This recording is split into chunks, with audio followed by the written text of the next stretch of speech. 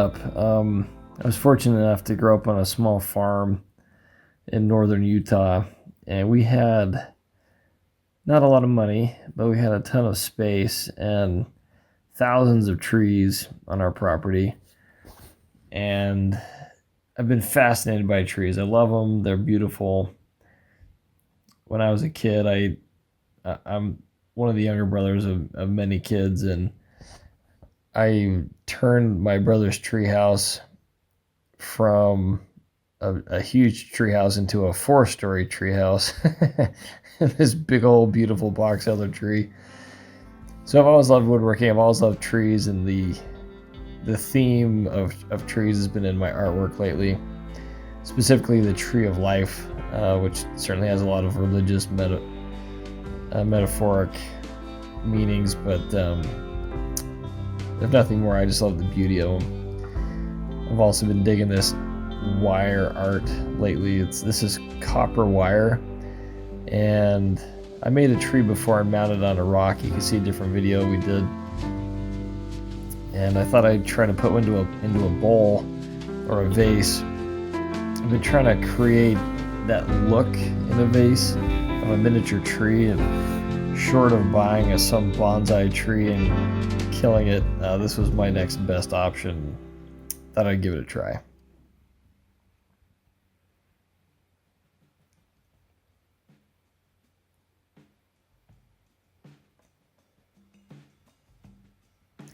Wanted to give a huge thank you to Kim Tippin at Kim Tippin Wood Turning. She did a video, I think week before, spotlighting Operation Underground Railroad. She made a bowl vase thing that was amazing, and we sold it at Art for O.U.R. and raised a whole bunch of money, which will be donated. So thank you, Kim.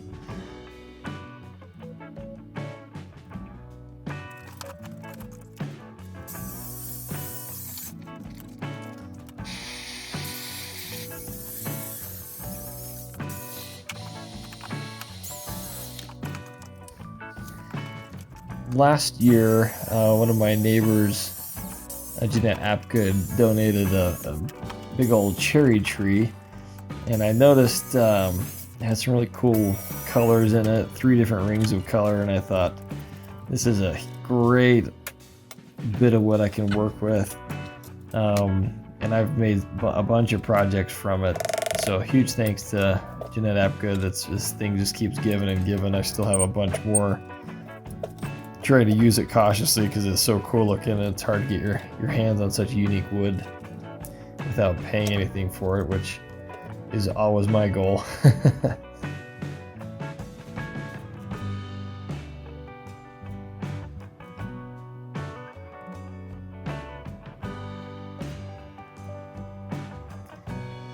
We've had some awesome donations at Art for O.U.R. recently.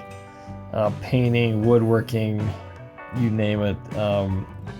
Had one lady, 2 people recently donate pretty much their entire art collections of their own making to the cause. I'm overwhelmed by people's generosity. It started out slow. I think we're about to crack 50 different artists who've donated things. We're well over 200 different art pieces, raising several $1,000s a month. We're hoping to pick up speed and get bigger and bigger. So if you know anybody who's an artist, or if you make something yourself, don't worry, what you're doing is probably just fine. You don't have to be Leonardo da Vinci to qualify. Most of us are amateurs anyway.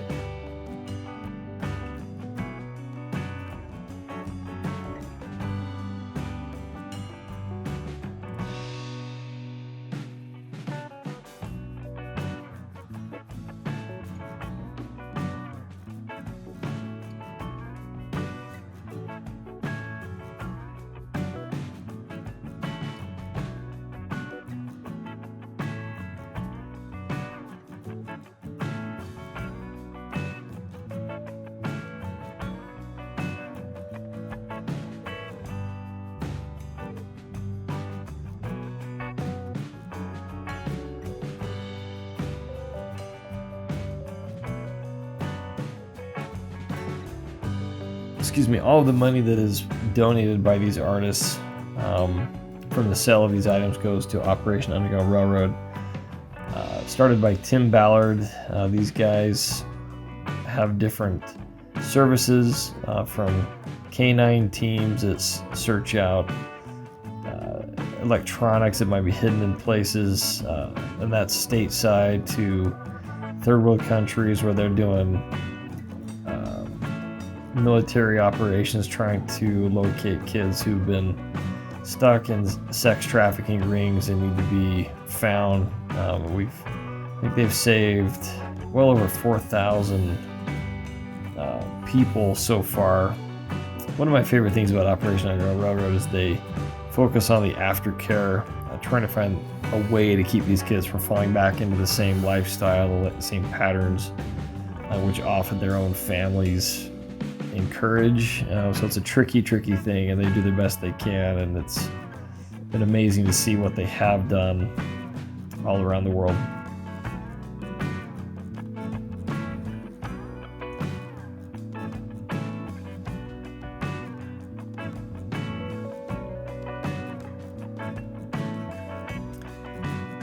Laguna Lathes sent me some equipment, a way of sponsoring our channel.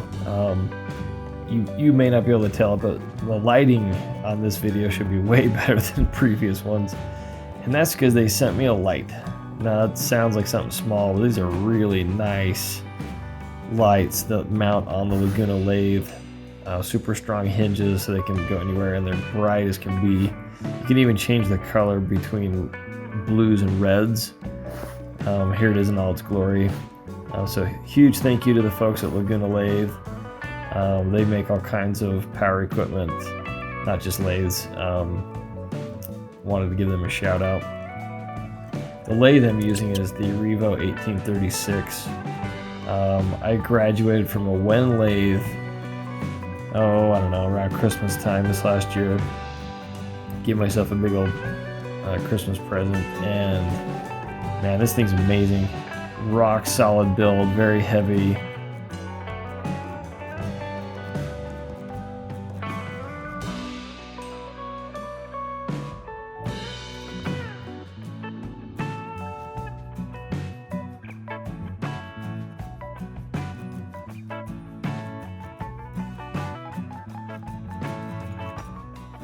This is a RotoZip.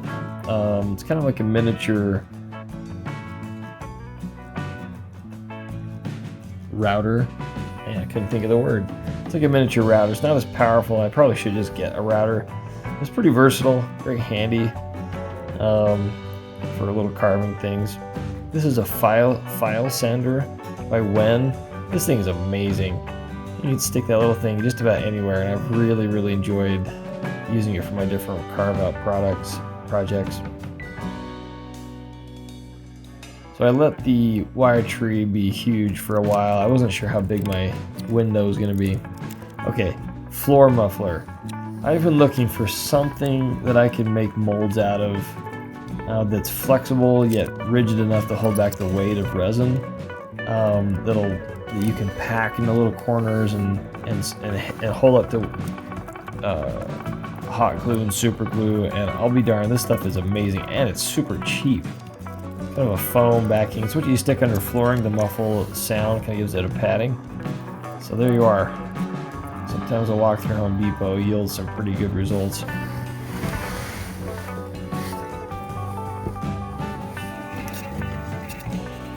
Total Boat is a great sponsor of my channel.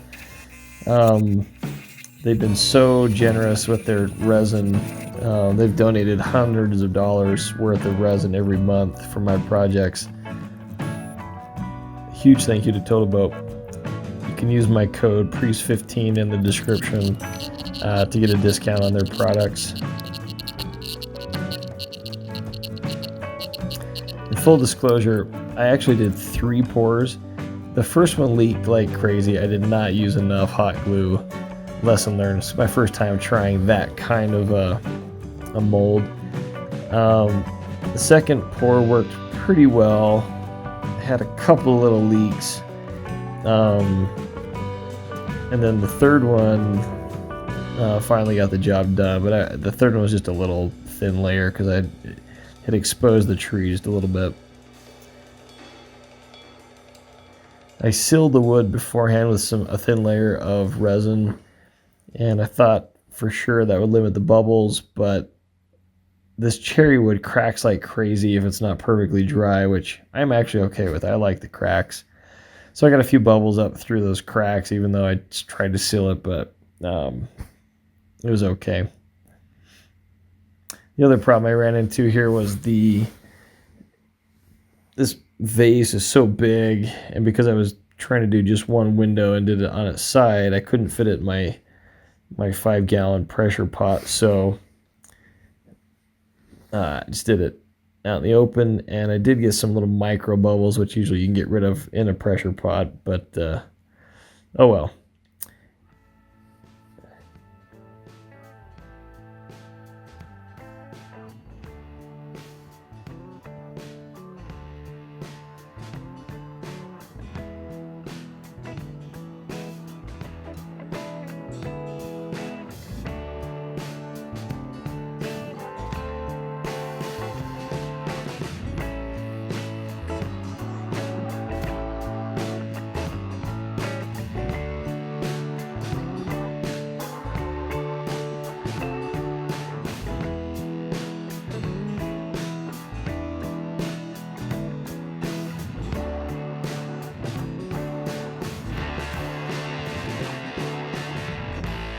Only crazy wood turners and carvers will know what I'm talking about when you say sometimes you just let the wood tell you what it's going to be. And initially I had envisioned a globe shape, or kind of a big hot air balloon type shape, kind of mimicking the vague form of a tree for this project. And ended up leaving kind of a ridge at the base. I kind of like that rim, and I went for then more of a geometric shape. I don't know why. I just kind of took it there, and it looked good, and I liked the idea. So there you have it. I usually haven't planned for my projects, but I don't know. Part of the whole idea with this is to have fun, relax, and get away from the stress of life and be totally spontaneous sometimes.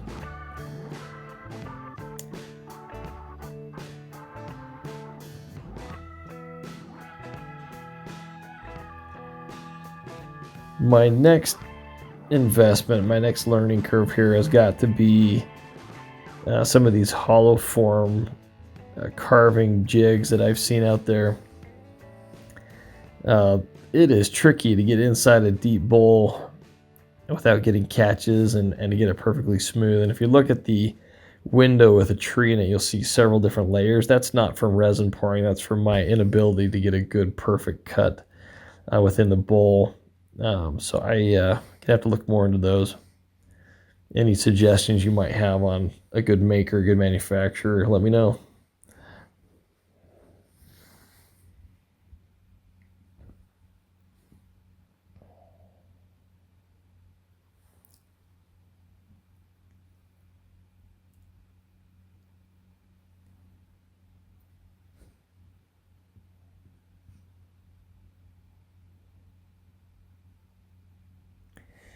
One thing that's really grown on me is the live edge or rough edge bowls. I love seeing the transition from the bark all the way down to the pith. And I know that's sacrilegious to leave pith in there and bark and that, but I like to see the whole thing. I like to see what a tree's made out of from inside out and all the different colors that come with that. So with this vase, my goal was to leave every layer I could possibly get, and I thought it turned out pretty cool.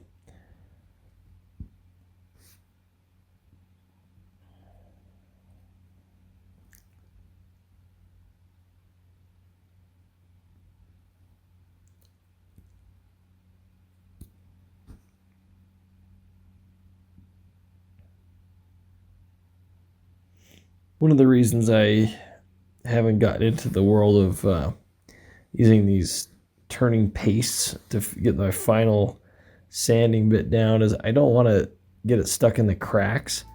I tend to use wood that cracks. I just like the look of it. It's kind of my thing. And I just didn't want to have it packed full of these turning pastes, so that's why I keep doing the wet turning. And quite frankly, I enjoy doing the wet sanding. I've also been stuck on this teak oil for a while. I love how it brings out the natural colors of the wood. And what I found is it really seeps into the wood and stops any further cracking. It really stabilizes bark once it dries, and it makes the resin really shine. It covers up any blemishes that I wasn't able to get out with sanding.